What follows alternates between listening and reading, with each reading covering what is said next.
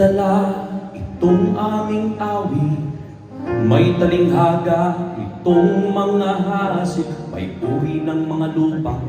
Dito ay binabanggit apat na puso ng mga nakikinig. Pusong tabing-daan, ito ang nakinig.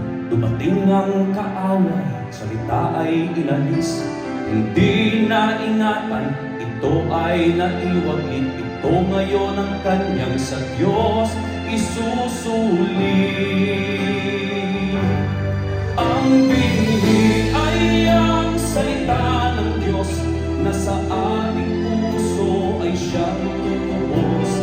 Dapat may natanggi sa buhay na lubos, upang magkabunga ng ating pagsunod.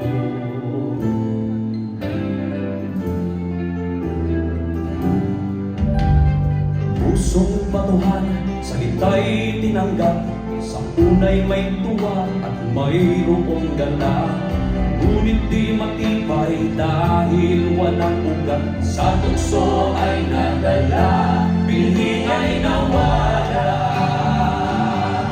Ang binhi ay ang salita ng Diyos, na sa ating puso ay siyang tutubos. Dapat may natanggi sa buhay na lubos, upang magkabunga ng ating pagsunod. Sa lupang dawagan may nahulog ng binhi, sa nagat ng buhay ito ay napitating. Ang lalaman higit na pinilig, lahat ay isang mabuting binhi.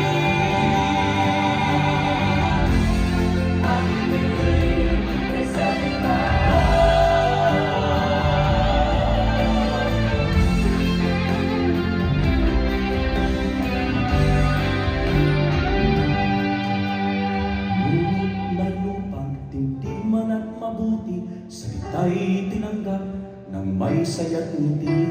Iningatang lubha, sa puso'y kinanding, pagtitiis naging bunga at lahat ng mabuti. Ang binhi ay ang salita ng Diyos, na sa ating puso ay siyang tutubos. Dapat may natanggi sa buhay na lubos, upang magpabunga ng ating pagsunod. Ang binhi ay ang salita ng Diyos, na sa ating puso ay siyang tutubos.